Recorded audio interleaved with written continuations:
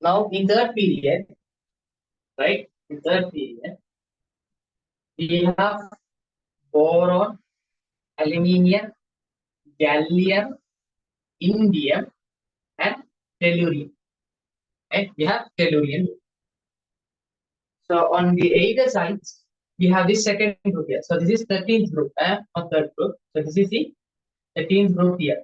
So this is P block element initial. So this is starting of P block elements because here their final electron shell finishes at NS2 NP1. So since it starts at NP1, so we are going to say this one as P block. So they have P orbitals here. And on the other side, on the other hand, on the left hand side, we have second group there. So we have beryllium,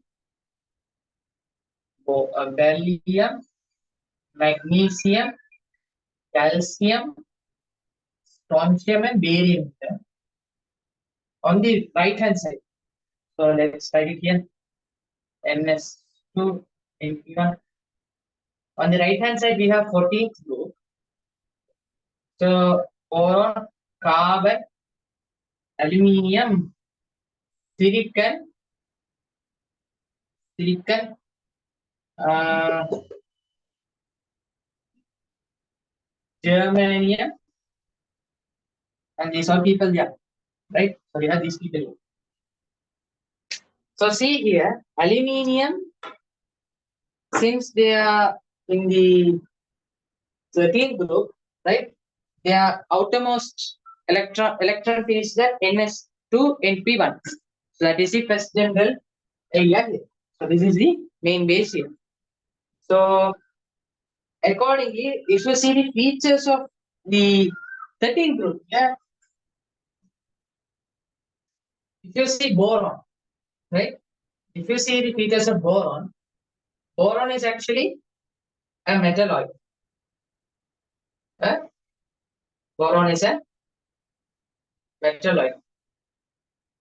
All other people, aluminium, gallium, indium, tellurium, all these are metals. There is no non-metal here. So metalloid starts at the 13th group here. Right? Metalloid starts at 13th group here. So on the first case, so if you check the first case here, like if you check the first case of 13th group here, boron is quite different, right? Boron is a little bit different from the other groups, from aluminium, gallium, indium, because it has a smaller smaller radius. Smaller radius. Why? So if you take the nuclear charge, of the boron, the boron's nuclear charge will have +3, right? The boron's nuclear charge is +3, and obviously this is in the second group. First group is hydrogen. First period is hydrogen and helium. In the second period, we have if you say for boron, their final NP configuration is going to be 2p1, right? But they have NS2. So if you take boron here, so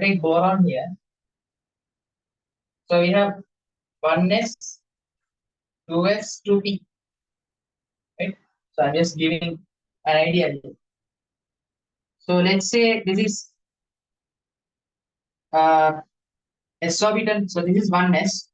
So in 1s you have one pair of electron here, right? You have one pair of electron. You have 2s then. So this is 1s, right? You have 1s2.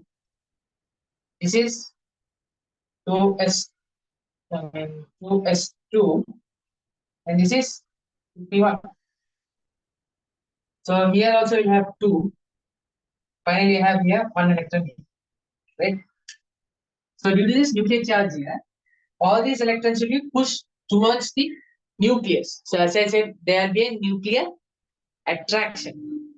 So due to this screening effect of these electrons here, there is going to be certain charge here. So once you consider the radius between the 13th group and S block is going to have the largest radius among them, right? Because they have ns1, the radius is really large. But once you compare within the groups here, the radius is going to be very much small, right? The radius is going to be very much small. So in that, lithium in that case is going to be the smallest size. But once you consider within the periods, if you check between boron and lithium there, lithium is going to be the highest. I mean, lithium is going to have the bigger radius. Okay, do you understand? So lithium is going to be getting the highest radius among them. Okay, because lithium has their effective nuclear charges +1, right? They're readily oxidizable, so they can readily remove the electron and they can form their plus signs there. So therefore, the ionic radius can be very large there. So that's why they can supply little bit energy. But here you need to supply more energy to remove the electron there.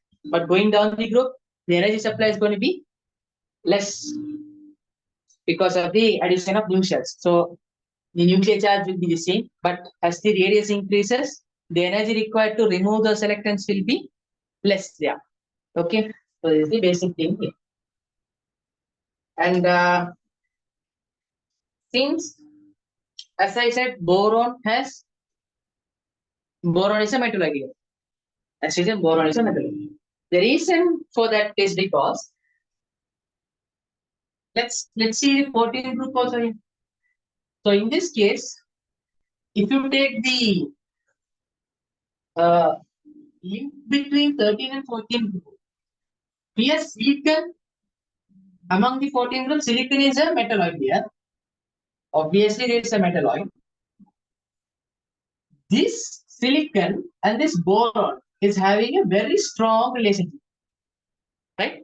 They are having a very strong relationship, just like a friendship bond. So it's having a very strong relationship. So in this case, due to their strong relationship, we can say, since this is metalloid, this is also going to be metalloid. That's what they have proved. So this relationship is called diagonal relationship. Diagonal relationship. So this relationship status is going to be like, status is going to be strong here. The diagonal relationship is going to be very much strong here. So same way, if you check for aluminium here, like this, if you check for here, in the second group we have beryllium. Beryllium is also there, right? We have aluminium also. We consider what aluminium as amphoteric here. So same way, once you take a diagonal relationship between beryllium and aluminium, obviously beryllium is also going to be amphoteric. So they are also having a diagonal relationship between beryllium and aluminium. Just like the boron and silicon having metalloid relationship, here they are going to have the amphoteric characters. Right? Beryllium can also react with acids and base. Same case for aluminium here. Okay. So this is the normal characteristics of the 13th group here. Okay. So in this we will be discussing only about the aluminium features. Sometimes we'll be discussing some other case here, but usually we'll be discussing only about aluminium because none of the others are going to have a really huge effect here. But keep in mind, boron and silicon has a strong diagonal relationship. Same way, aluminium and beryllium has a strong diagonal relationship here. Okay. So this is the case here. So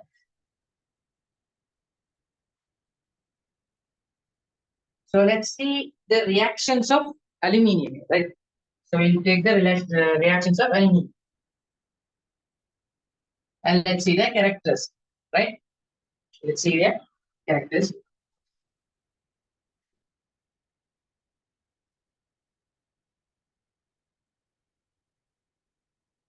Right.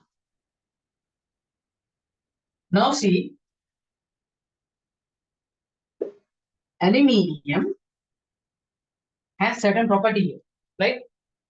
Aluminium is a metal, right? If it is a metal, you can beat them into sheets, draw them as long wires, You can bend them so they are shiny, which means they are lustrous, they are malleable, they are ductile, means you can draw them into wires.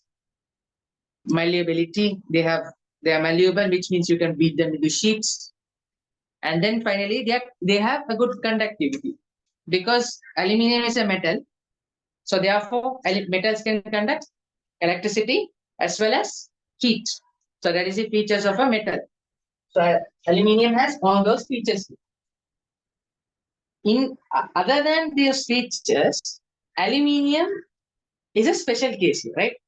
Because once you take an aluminum sheet, let's say I'm taking an aluminum sheet in this sheet, I'm going to just take the 2D version here, okay? I'm just going to take the 2D. So these are fresh aluminum.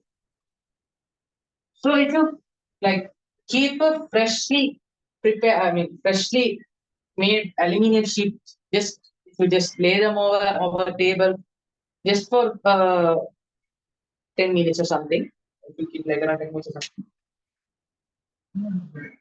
there you will see the shininess. So this aluminum sheet will be initially shiny, right? So they are lustrous, which means they are shiny. So the luster will finally be depleted, which means their lustrous will become dull. The shininess will become dull. The reason is for this one to be dull here due to the formation of aluminium oxide there. So it's a barrier. It's a barrier layer, right? It's just like a barrier layer. So once it reacts readily with oxygen here, it forms aluminium oxide. So this blue colored mark is called aluminium oxide. So inside we have some fresh aluminium, right? There are some unreacted aluminium with the oxygen there. If you take this sheet and if you dissolve them, you try to dissolve them in some acids, right? This particular fellow will not allow to react with the inner parts here. So therefore, you have to stir them. You have to put them and you have to stir them. You have to break the aluminium layer here, aluminium oxide layer. So as you take those oxides here, instead of saying oxides, let's say if you want to react, if you want to burn them, let's say if you're going to hold a flame here, let's say if you're going to hold a flame here under a candle. So once you supply heat, if you try to burn them, so it means burning with oxygen. This layer will not allow the freshly aluminium atoms inside to get reacted with oxygen because of this aluminium oxide. So this is an impermeable layer, right? So therefore, this behaves as a steric hindrance for the reaction of the other aluminium atoms within the aluminium oxide there.